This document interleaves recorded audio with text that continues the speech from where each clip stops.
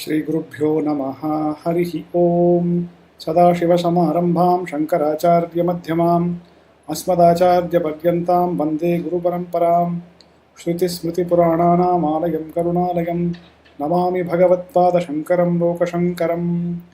शारदा शारदां भोजवदना वदनाम्बुजे सर्वदा सर्वदास्माकं सन्निधिं क्रियात्। गुरुर्ब्रह्मा गुरुर्विष्णुः गुरुर्देवो महेश्वरः गुरुः साक्षात् परं ब्रह्म तस्मै श्रीगुरवे नमः। शङ्कारूपेण मच्चित्तं पङ्कीकृतमभूत्यया किङ्करीगस्य सामाया शङ्कराचार्यमाश्रये। प्रह्लादवरदो देवो यो नृसिंहः परो हरिः नृसिंहोपासकं नित्यं तं नृसिंहगुरुं भजे। श्रीसच्चिदानन्दशिवाभिनव्यनृसिंहभारत्यभिधान्यतीन्द्रान् विद्यानिधीन् मन्त्रनिधीन् सदात्मनिष्ठान् भजे मानवशम्भुरूपान्। सदात्मध्याननिरतं वृषगेभ्यः पराङ्मुखं नौमि शास्त्रेषु निष्णातं चन्द्रशेखरभारतीं। विवेकिनं महाप्रज्ञं धैर्यौदार्यक्षमानिधिं सदाभिनवपूर्वं तं विद्यातीर्थगुरुं भजे। भारतीकरुणापात्रं भारतीपदभूषणं भारतीपदमारूढं भारतीतीर्थमाश्रये। विद्याविनयसम्पन्नं वीतरागं विवेकिनं वन्दे वेदान्ततत्त्वज्ञं विदुशेखरभारतीम्। Om. It gives me great pleasure on this auspicious occasion of Adi Shankara Bhagavad-pada's Jayanti Mahotsava celebrations to be taking a particular text by Adi Shankara Bhagavad-pada, the Atma Bodha, and talking about a few of the verses from that text. This we have been doing for the last 2 years, and now we are in the end phase, and we hope that over the course of the Adi Shankara celebrations, Jayanti celebrations this year, that we can successfully complete this particular work by Bhagavad-pada. So in the last session we had looked at verse number 57. Atadvyavritti rupena vedantair lakshyate dvayam akhandamanandamekam yattad brahmetyavadharayet. So here Shankara Bhagavad-pada is saying that the Akhanda Brahman, that is the impartite, indivisible, partless Brahman, which is Advayam, which is non-dual, is Vedantaihi Lakshyate, is indirectly denoted by the Upanishads. The word Vedanta is synonymous with the Upanishads. And here Adi Shankara Bhagavad-pada uses a technical word called Lakshyate. Now, any word denotes its object in different ways. So the most direct way is the direct meaning of the object. So if I use the word apple to refer to the fruit, the particular fruit called the apple, is the direct denotation of the word apple. So when I think of the word, when I speak the word apple, the listener will imagine the fruit that I'm talking about. And that relationship between the word and its meaning, the direct relationship, is called Shakyartha or Mukhyartha, the direct meaning. There is also an indirect meaning called Lakshana. Now, Lakshana is often resorted to when the direct meaning is inappropriate for some particular reason. So, for example, when the phrase Gangayam Ghoshaha is referred to, the direct meaning of the word Ganga is the river Ganga. Gangayam means in the river Ganga. Ghoshaha means the house or the thatched hut. So, if we say the sentence is saying Gangayam Ghoshaha, the thatched hut inside the Ganges river. That's the direct meaning of the sentence. Now, obviously, that does not make sense, because if there was a hut that was located inside the river, the flow of the river will blow away the hut. It will no longer be standing. It will be the river will just flow over it, and the hut will not be there. So, where there is Anvaya Anupapatti, where the sentence connection cannot go properly, or where there is tatparya anupapati, where the speaker's intention is not reflected properly with the direct meaning, then you can resort to what is known as lakshana or indirect meaning. Now Shankaracharya is saying that Brahman is beyond the reach of words. And in saying that idea, he is essentially quoting or basing this on the Upanishads. So whatever Adi Shankara Bhagavad says is always based on some Shruti Vakya. Because Shruti is the ultimate pramana for Vedanta, for Advaita. So the Shruti Vakya here is the Taittiriya Upanishad Vakya, Yato Vacho Nivartante Aprapya Manasasaha. That is, that which is beyond the reach of words, that which is unattainable by the mind, is the meaning of that Upanishadic sentence. So, what is the meaning of Yato Vacho Nivartante, that which is beyond words? That is what Shankaracharya is saying, Vedantehi Lakshyate. When the Upanishad says that Brahman is beyond the reach of words, what it is saying is that Brahman cannot be the Shakyartha, the Mukhyartha, that is the direct meaning of any word or sentence in the Upanishads. Because the nature of Brahman is such. And in the last session, we had talked about the characteristics that need to be present in an object for it to be the direct meaning of any words.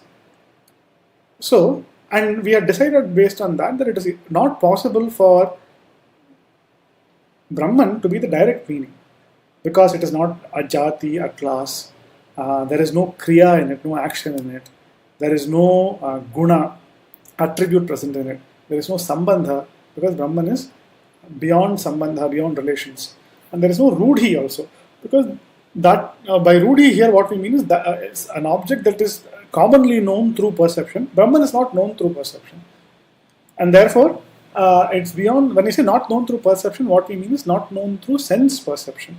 It is beyond the reach of sense perception. In really speaking, Brahman is the ultimate basis for all perception. Yat sakshat aparokshat Brahma, the Upanishad says, which means that which is directly known. So how is it directly known? Not through the senses. Because it is self-revealing, Brahman is directly known, the Upanishad is saying. It is Swaprakasha, itself luminous. But here anyway, coming back to this, Yato Vacho Nivattante Aprapya Manasasaha, the Taittiriya Upanishad Vakya, is essentially saying Brahman is beyond the reach of words, that is beyond the direct denotability of words. It cannot be the Shakyartha of words, the direct meaning of any word. Then, does that mean that the Upanishads are not a pramana as far as Brahman is concerned? No. Because the Upanishad itself says, Tamtu Aupanishadam Purusham Prichhami. I am asking about the Purusha, the consciousness that is known through the Upanishads. So, so this is another Upanishad Vakya. So there is one Upanishad Vakya which is saying that I am asking you, O teacher, to teach me about the Purusha, the consciousness principle that is known through the Upanishads. That's why the description of the consciousness is Aupanishadam Purusham. That is, it is that consciousness which is known only through the Upanishads. And in another Shruti, it's saying Yato Vacho Nivartante. It is beyond the reach of direct words. So how are both possible? If this is the question that is asked, the answer given is it is possible by Lakshana. So, like just in the case of Gangayam Ghoshaha, where the direct meaning is not possible and a indirect meaning is taken. So, what is the indirect meaning taken there? We didn't complete that. The indirect meaning taken there is by Ganga, what we mean is the Ganga Tira, the bank of the river. So, the Ganga word refers to the bank of the river by Lakshana, by implication. So, the indirect meaning of the word Ganga in that sentence is the bank.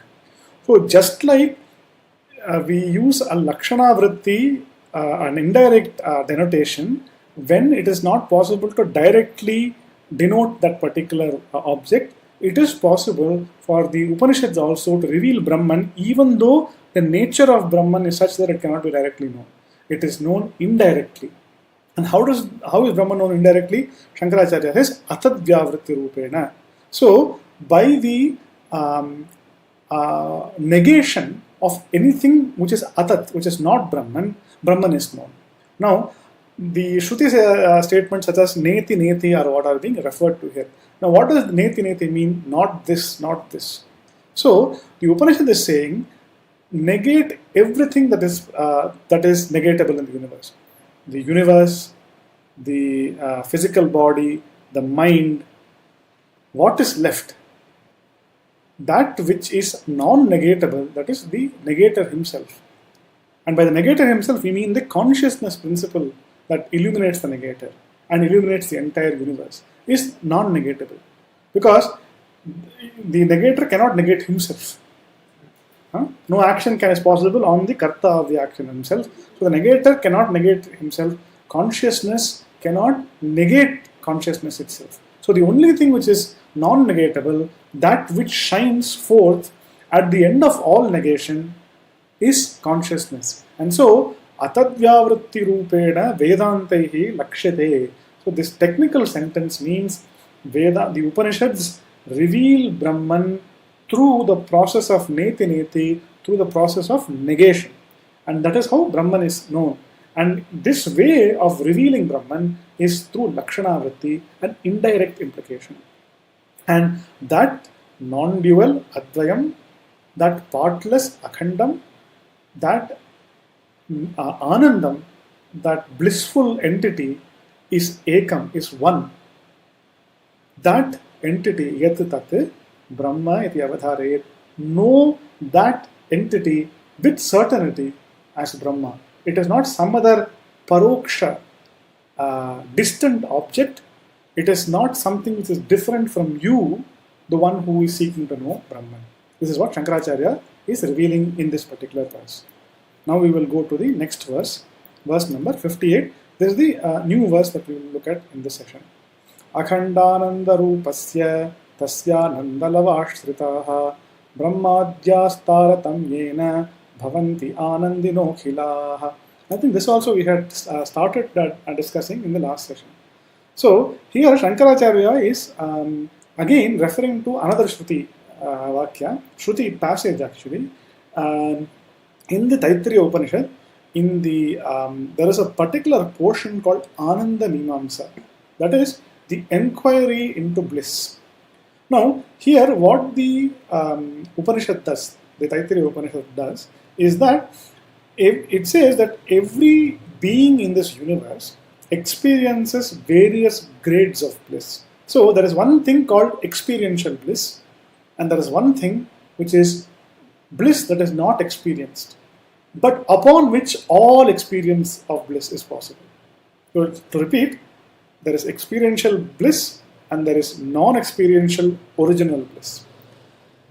Now, when the Upanishad is talking about grades of bliss that are experienced from all different species, so it starts off with a human being and takes the human being's maximum happiness as one unit, and then it keeps increasing for every superior species 100-fold, and the highest form of experiential happiness is Chaturmukha Brahma Hiranyagarbha, that is the creator Brahma, his happiness, and his experiential happiness is the highest in creation. And then the Upanishad says the entity that is experiencing happiness, or the consciousness that is present in this human being, which is the lowest level of happiness, and Hiranyagarbha, which is the highest level of experiential happiness, that conscious entity, sa ekaha, sa yaschagam purushe, yaschasavaditye, sa ekaha, it says, sa yaschagam purushe, that which is inside this purusha, yascha asau aditye, that Hiranyagarbha who is present in the sun, the consciousness principle between that is underlying both is one, sa ekaha. So, having talked about the various grades of bliss, the Upanishad then goes on to say these are all experiential bliss, but behind that experiential bliss is the original bliss, and that original bliss is called Brahman, the Nirguna Brahma, the object of the Vedanta. And that's what this verse is saying. Akhanda ananda rupasya tasya ananda lavashritaha. That is, everything in creation is only a tiny fraction, lavalesham as they say. It is only a tiny fraction of the bliss that is Brahman. So even Chaturmukha Brahma, which is the highest creation, highest species in creation, the creator himself, Prajapati, his happiness also is only a tiny fraction of the happiness that is the bliss that is Brahman. Because the Upanishad itself says, what is that bliss that is Brahman? Satyam Jnanam Anantam Brahma. It is Anantam. It is unending bliss. It is infinite bliss. So, even if somebody has ₹1 billion and somebody has an infinite number of infinite wealth, even if you have ₹1 billion, you'll only be a small fraction of that infinity. Because infinity is countless. It is unending. And so that's what the Upanishad is saying. In the Chandogya Upanishad, Nal pe sukham asti, yo vai sukham tad bhuma.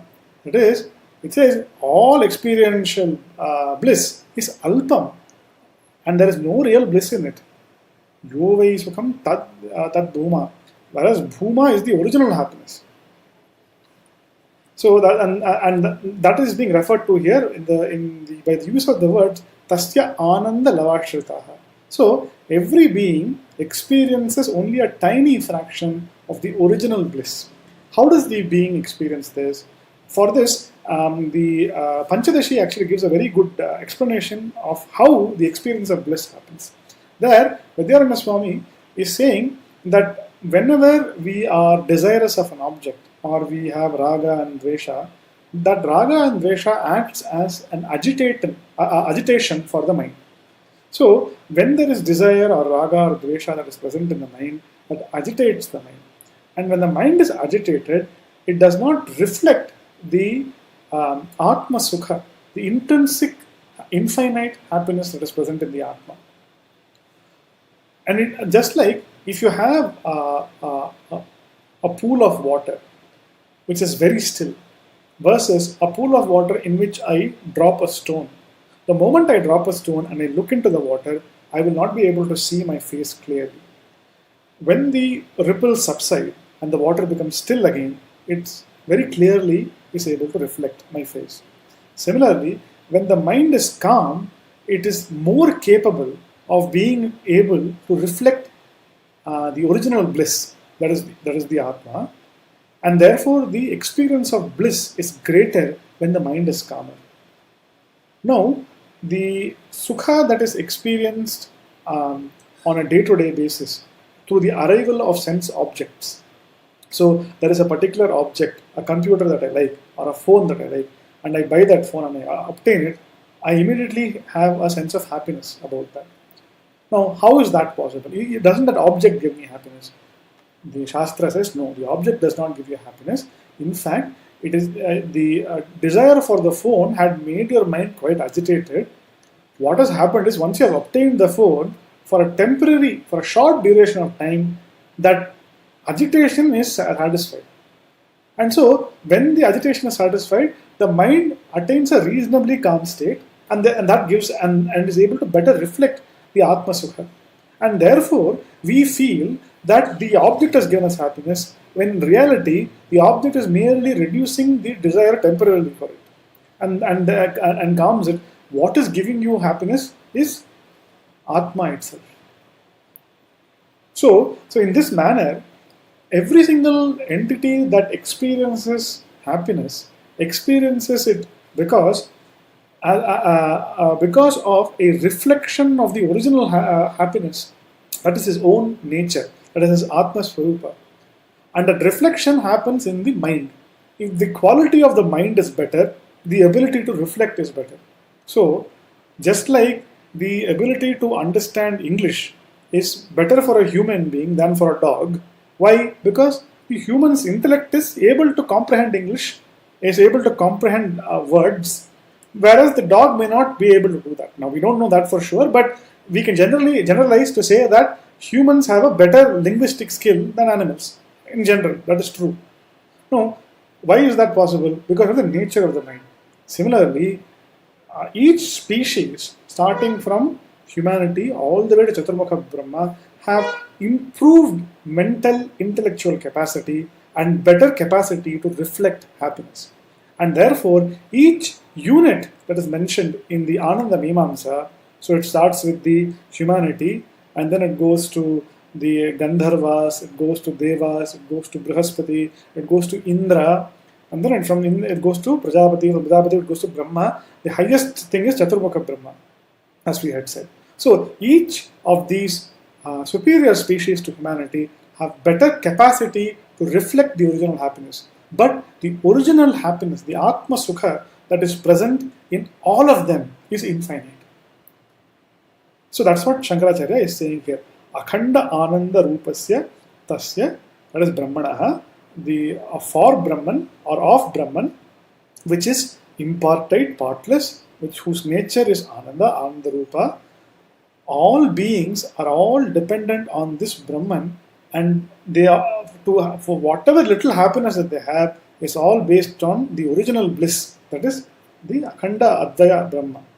And then he goes on to say, Brahmadhyaha Taratamyena Bhavanti Anandinaha Akhilaha. So every Anandi, every entity that experiences bliss, starting from humanity all the way to Brahma. So Brahmadhyaha means starting from Chaturmukha Brahma onwards, all the way down, Taratamyena, with gradation, experience bliss. Our Anandis, our experiences of bliss, all of them are because of the original bliss, that is Atma Sukha. We'll go to the next verse. Tadyuktamakhilam vastu vyavaharastadandvitaha tasmat sarvagatam brahma kshire sarpirivakhile. Okay.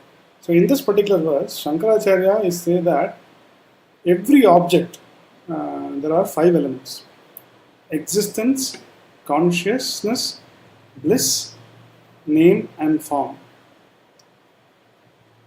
The first 3, existence, consciousness and bliss, are Brahman, whereas the name and form belong to the object. So the names and forms can change from object to object, but the existence, consciousness, bliss that every object is endowed with is unchanging. So if you to explain, when we look at any object, say a pot, we think the pot exists. The form of the pot and the word pot that we associate with the object belong to the object. The name and the form belong to the object. The existence that we see in the pot, when we say the pot exists, that existence, that does not belong to the pot. Rather, it is Brahman that appears in the pot as existence. But because we lack the intellect to discriminate between these two, we do not recognize existence as Brahman. We mistakenly think that the existence is a property of the pot. We say it's existence of the pot. Whereas in reality, it is existence and the pot. Similarly, every transaction that is conducted in the world has Brahman as its locus. So one cannot hold a pot if Brahman had not imbued the pot with existence. One cannot see the pot if Brahman had not illuminated the pot. The pot cannot give us joy without Brahman reflecting that bliss onto our mind. So every transaction that we perform with the pot, whether it is physical or mental, depends on Brahman. And this is what Shankaracharya means by the first line. Tad yuktam akhilam vastu vyavaharas tadanvitaha. Tad yuktam akhilam vastu. So every object is imbued with tat. That satyam, that existence, is imbued in every object. And every transaction, vyavaharas tadanvitaha, every transaction involving that object, it is Brahman that is imbued in every transaction. Tasmat, therefore, sarvagatam Brahma. Brahman is all pervading. And here Shankaracharya gives an example. He says, Kshire sarpi rivakhile. Just like butter is completely pervaded by milk, just like butter is completely imbued by milk, every molecule of butter is essentially coming from the milk. Similarly, every object in this universe is imbued with Brahman, and every transaction of that object is based on Brahman, is imbued with Brahman. That is why Brahman is Sarvadharam. It is the basis for everything. It's Sarva Vyavahara Aspadam. It is the locus of all transactions. Now, so this verse, for example, reminds us of the verse in Mahanarayana Upanishad, Antar Bahishcha Datsarvam Vyapya Narayana Sthita. It is consciousness. So here the word Narayana here refers to consciousness. Every object, Antaha and Bahi, within the body and outside is completely pervaded. Sarvam Vyapya Narayana Sthita. So consciousness is present, having pervaded everything. And there's also, there's another famous mantra in the Mundakopanishad. Brahmaivedam Amritam Purastad, Brahma Paschat, Brahma Dakshinascha Uttarena, etc. It is Brahman that is in the front, it is Brahman which is in the back, it is Brahman in all directions, up, down, north, south, east, west. It is Brahman and Brahman alone. So here, that is the basis. And the example he gives is Kshire Sarpi Rivakhire. Just like butter is present in every ounce of the milk, Brahman is present everywhere. It is the substance of all creation. And that is why in the Brahma Sutra also, Vyasacharya gives the Tatastha Lakshana. There are two kinds of definitions, Swarupa Lakshana and Tatastha Lakshana. Swarupa Lakshana means the definition of what that object is. And Swarupa Lakshana is the definition by which that object is identified. So, if I say Satyam Jnanam Anantam Brahma, that is describing what Brahman is. It is Satyam, it is Jnanam, it is Anantam. It is existence, it is consciousness, it is infinite. That is the Brahma Swarupa. So it is Swarupa Lakshana. Tatastha Lakshanam is Yatova imani bhuta nijayante ye najata nijivanti yat prayanthavi samvishanti tad vijigyasasva tad brahmeti. So in the Taittiriya Upanishad, the definition of Brahman, Tatastha Lakshana of Brahman, is defined as that which is the creator of the world, that which is the sustainer of the world, that from into which the world merges during its dissolution, during Pralaya, is Brahman. So this is not revealing the Swarupa of Brahman, it is telling you how to identify Brahman. It is the Sarva Karanam, the ultimate cause, the primary cause of all creation. And so the reason why the Tatastha Lakshana is given is, while the Swarupa Lakshana will tell you what Brahman is, in order to be able to identify this as Brahman, you need to have something, that's where the Tatastha Lakshana comes in. Which is why in the Brahma Sutra also, Vyasacharya had said Janmadhyasya Gataha.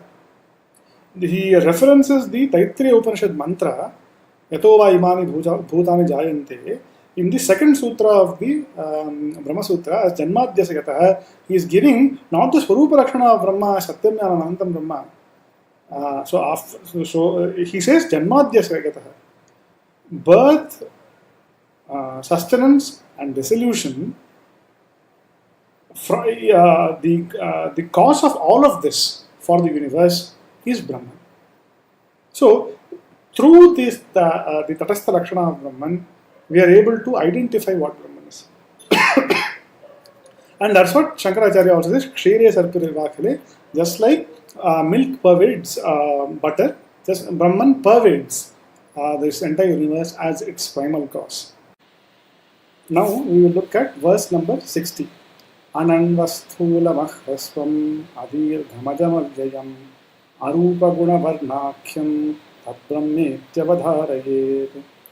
So if you look at the last few verses, there is a pattern. So in verse number 58, there was a reference to the Ananda Mimamsa, the Brahmavalli or the Anandavalli of Taittiriya Upanishad. In verse number 59, there was a reference to the Mundakopanishad in the Mahanarayana Upanishad. In this verse, Shankaracharya is referring to the Brihadaranyaka Upanishad mantra, Asthulam Ananu Ahrasvam Adirgham Alohitam Asneyam Achayam, etc. So here Brahman is being described in the Atadvyavritti mode of the 57th verse. That is, it is all properties are being rejected in Brahman. So each of these refers to a particular property, each word in this verse. So Anu means subtle. Ananu means not subtle. It is not subtle. Okay, so Brahman is not subtle. Does it mean that it is very large and gross? It says no, asthulam. It is not gross at all. So why is it being said as not subtle and not gross? That means it is not. It's only matter that can be classified into these categories. By the rejection of all these attributes, what is happening is that Shankaracharya is saying Brahman is not matter, rather it is consciousness that pervades and illuminates matter. So Ananu means not subtle, Asthulam means not gross, Ahrasvam means not short, Adirgham means not long. So Ananu, Anutvam, Sthulatvam, Hrasvatvam, Dirghatvam are all properties of Dravya or substances. So Brahman is not a substance, rather it is not matter, it is spirit, is what's been conveyed here. And so then Ajam, it is not born, Avyayam, it does not suffer any decay, it's Arupa Guna Varnakhyam, it is without form, it is without attribute, it's without Varna, color, it's without Akhya, which is name. So it is formless, attributeless, colorless, nameless. So that which is not this is Brahman. Know that to be Brahman. Is what Shankaracharya is saying. So now the purpose of this verse is to essentially convey this. Now, it had been previously said that Brahman, despite being all-pervading, was not immediately apparent.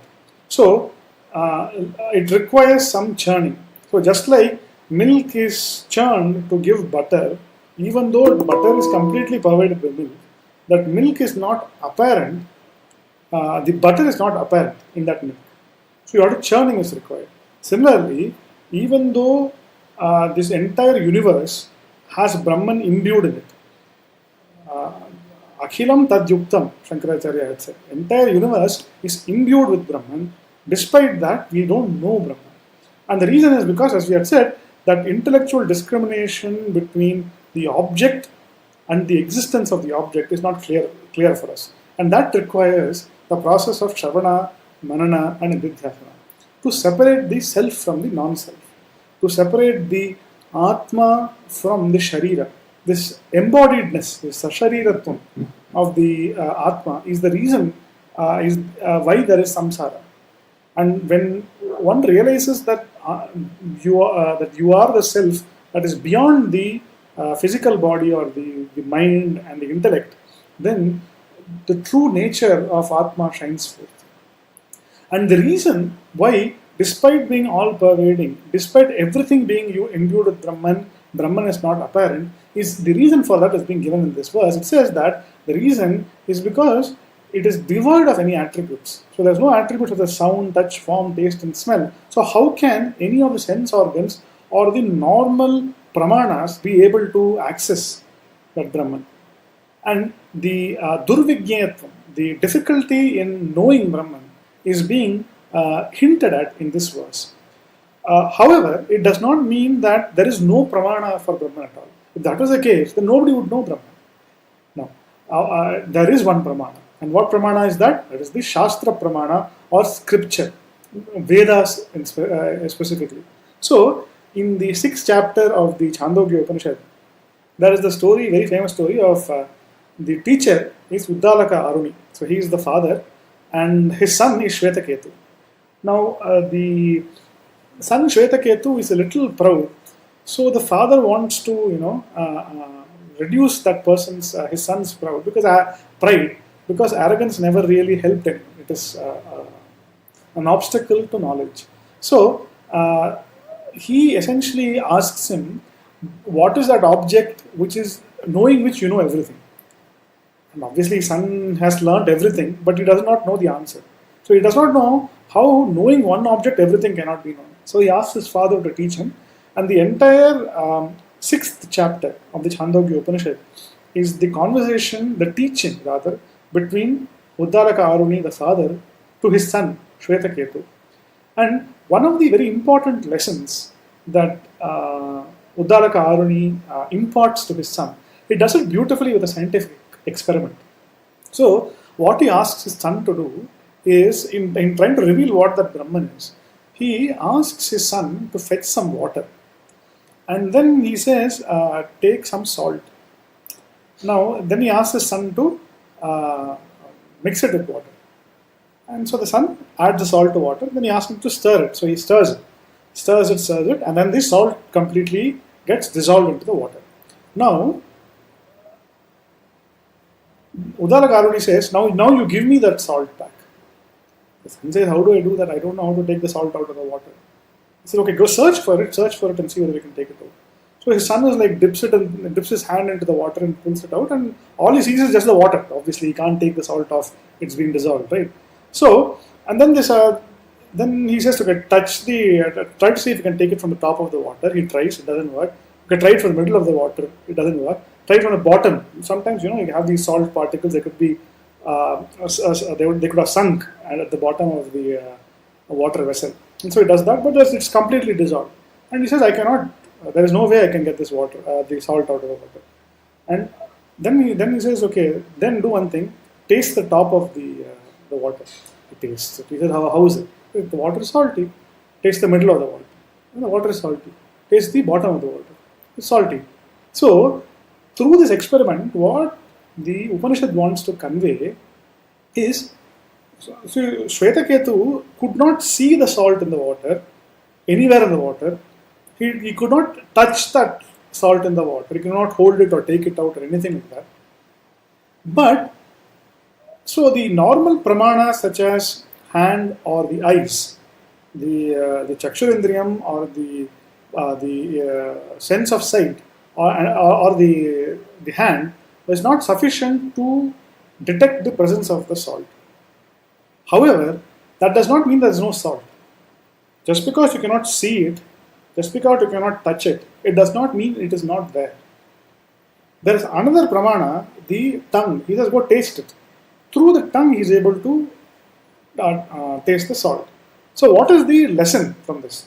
The lesson from this is that just because the normal pramanas or the means of knowledge for something are incapable of grasping or revealing something, it does not mean that the thing does not exist. So, the absence of proof is not a proof of absence. Just because you cannot see it, it does not mean it does not exist. Just like Shvetaketu could not see or touch the salt but could taste it, you will not be able to know Brahman through the Laukika Pramana, the worldly means of knowledge such as Pratyaksha, perception, logical reasoning.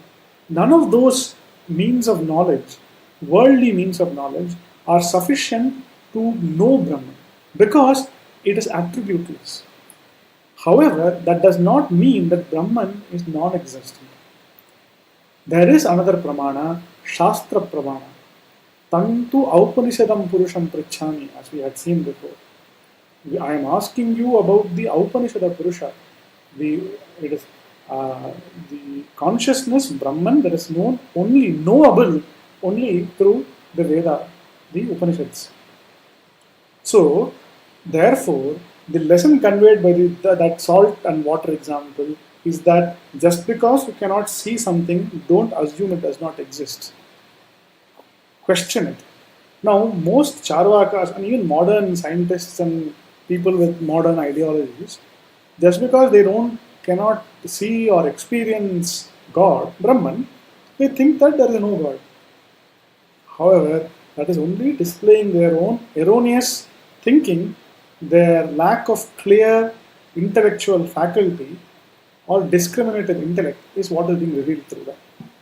Now, if despite knowing the Shastra, if one refuses to acknowledge the existence of Brahman, what to say? That is just a lack of Shraddha, a lack of faith in the Pramanya or the validity of the Vedas.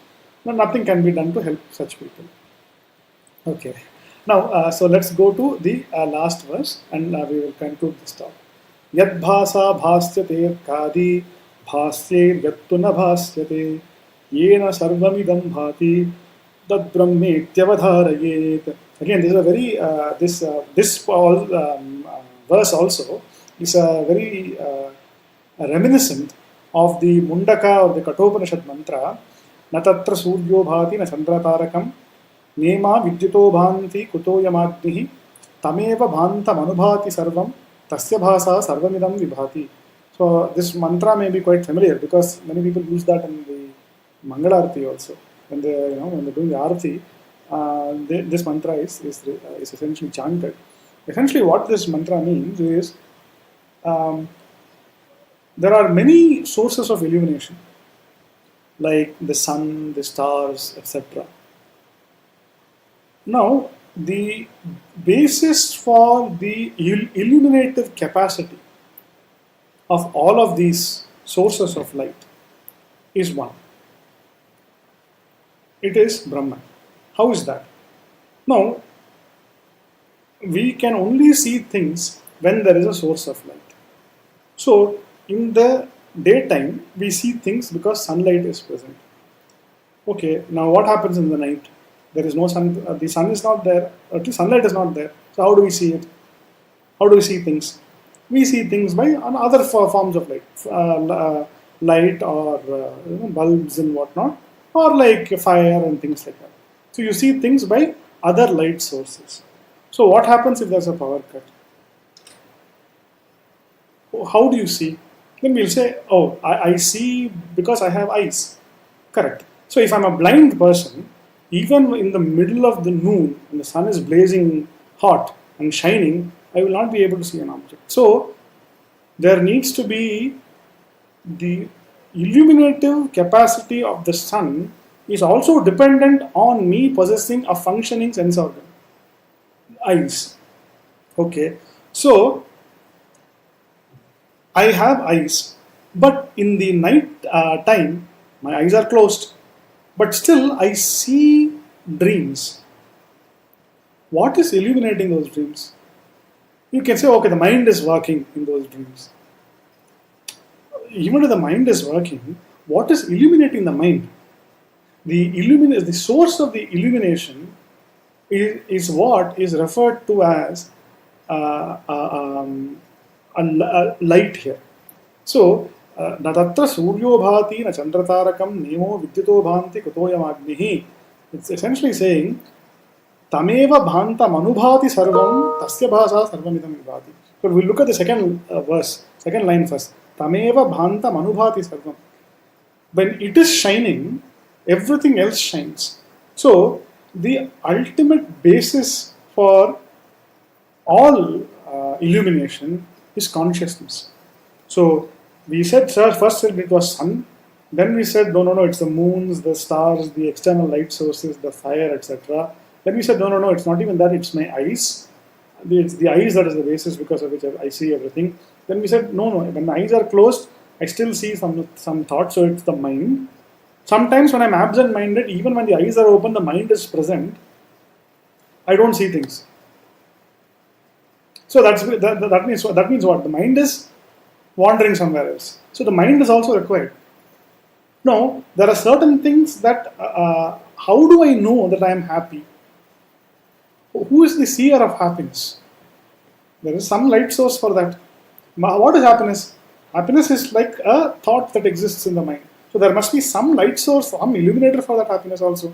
Because the mind is an inert thing, it doesn't illuminate itself. It needs an external light source. So what is that light source? Consciousness. So, tameva bhantam, because of consciousness shining, anubhati sarvam, everything else is reflecting that light and shining. However, none of those things can shine consciousness itself. I cannot see consciousness with my mind. I cannot see consciousness with my eyes. I cannot see it with the stars. I cannot see it with the moon. I cannot see it with the sun, but it is because of which that all of these things are functioning as sources of light. So, na tatra suryo bhati, sun does not illuminate it. Na chandratarakam, the moon and the stars do not illuminate it. Nema vidyuta bhanti, the lightning does not illuminate it. What can this little fire illuminate it? How can it illuminate it?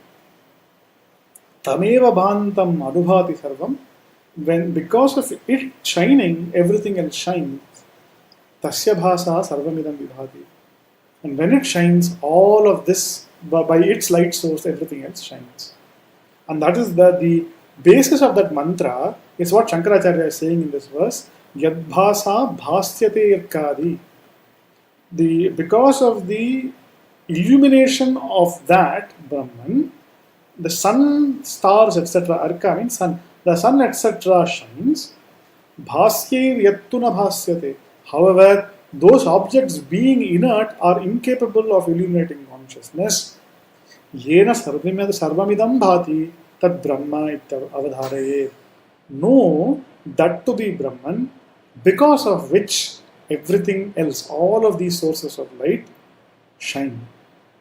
So with that, we will conclude this particular session of the Atma Bodha, and we will look to take up the next set of verses in the next session.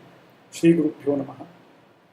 Purnamadah Purnamidam Purnat Purnamudachyate Purnasya Purnamadaya Purnameva Vashishyate. Om Shanti Shanti Shanti.